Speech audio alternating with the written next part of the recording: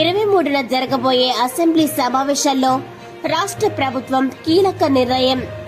నిరుద్యోగుల సమస్యల పరిష్కారమే ఈ రాష్ట్ర అభ్యున్నతికి రాజమార్గంగా భావిస్తూ కాంగ్రెస్ ప్రభుత్వం వస్తే ఏటా జాబ్ క్యాలెండర్ విడుదల చేస్తామని ఎన్నికల మేనిఫెస్టోలో తెలిపారు.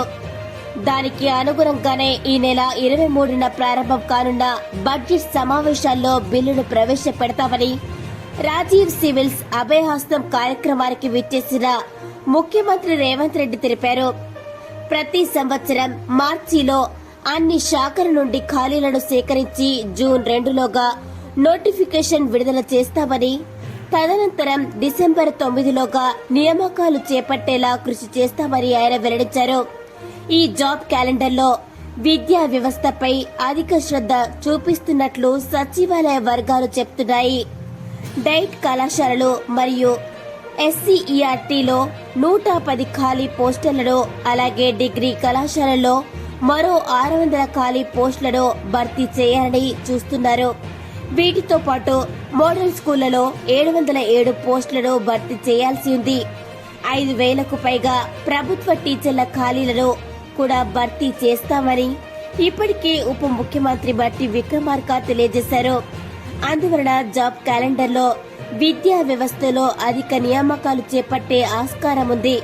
ఒకసారి అసెంబ్లీలో బిల్లు ప్రవేశపెట్టిన తర్వాత ప్రతి ఏటా అనుకున్న తేదీలోగా నియామకాలు పూర్తి చేయడమే లక్ష్యంగా TSPSC పనిచేస్తుందని, దానికోసమే UPSC సలహాలు తీసుకుని ముందుకు వెళ్తామని ముఖ్యమంత్రి రేవంత్ రెడ్డి తెలియజేశారు.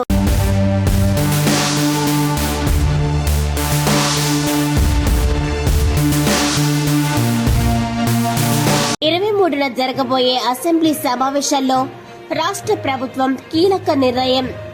నిరుద్యోగుల సమస్యల పరిష్కారమే ఈ రాష్ట్ర అభ్యున్నతికి రాజమార్గంగా భావిస్తూ కాంగ్రెస్ ప్రభుత్వం వస్తే ఏటా జాబ్ క్యాలెండర్ విడుదల చేస్తామని ఎన్నికల మేనిఫెస్టోలో తెలిపారు.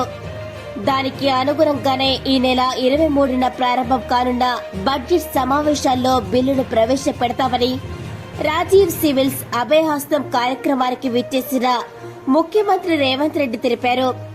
ప్రతి సంవత్సరం మార్చిలో అన్ని శాఖల నుండి ఖాళీలను సేకరించి జూన్ 2లోగా నోటిఫికేషన్ విడుదల చేస్తామని, తదనంతరం డిసెంబర్ 9లోగా నియామకాలు చేపట్టేలా కృషి చేస్తామని ఆయన వెల్లడించారు.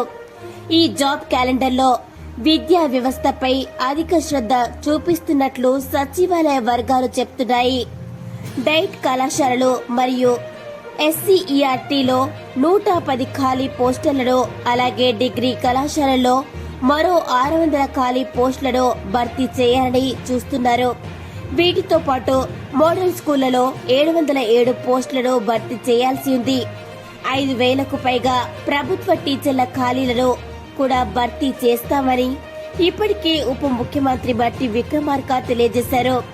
అందువలన జాబ్ క్యాలెండర్లో విద్యా వ్యవస్థలో అధిక నియామకాలు చేపట్టే ఆస్కారం ఉంది.